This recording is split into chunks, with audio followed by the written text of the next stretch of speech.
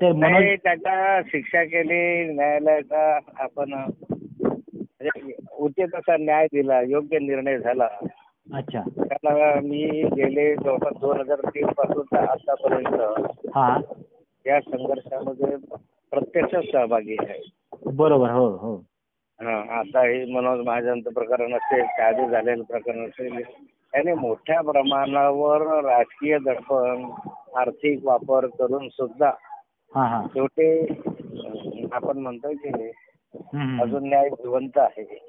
बरोबर बरोबर. आणि त्यामुळे या प्रकरणामध्ये त्याला शिक्षा झाली. हो, जन्मठेपेची शिक्षा झालेली आहे. हो, दोघांना जन्मठेपेची शिक्षा झाली, येवलेला आणि त्याला. हो हो.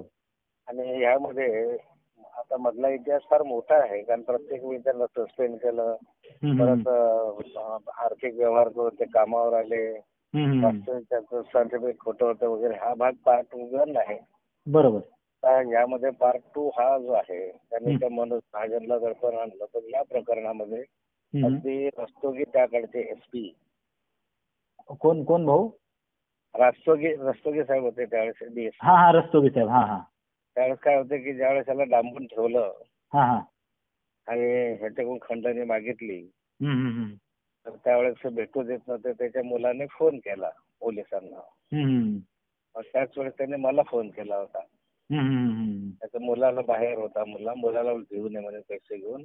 त्याने पैसे जमा करत असताना याचा मुलगा मनोज महाजन त्याने मला त्या दिवशी फोन केला, याला थांबून ठेवलं असताना. बरोबर. हा. त्यावेळेस मग मी रस्तोगी साहेबांना विनंती केली होती की तुम्ही स्वतः जा.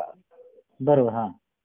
आणि रस्तोगी साहेब स्वतः गेले, स्वतः त्यांनी परिस्थिती पाहिली, त्या ठिकाणी त्यांनी खात्री केली आणि त्यांनी गुन्हे दाखल करायला लावले.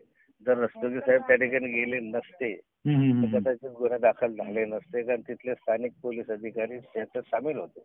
अरे बापरे.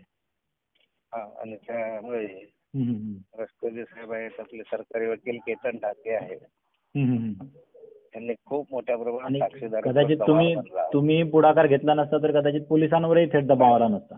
नाही, मी यांच्या बरोबर कायम भक्कमपणे उभं राहिलो. बरोबर. त्यामुळे त्यांचे धीर होते ना, ते घाबरून जायचे. बरोबर, साहजिक आहे. त्यांना हे करायचं, पण आपण भक्कमपणे उभं राहायचो त्याच्या मागे.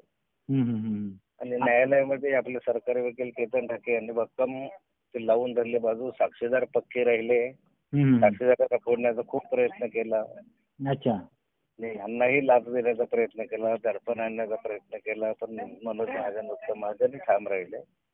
आणि त्यामुळे न्यायालयाने निकाल दिला. त्या निकालाचं आम्ही स्वागत करतो. चालेल चालेल. येस. थँक्यू भाऊ.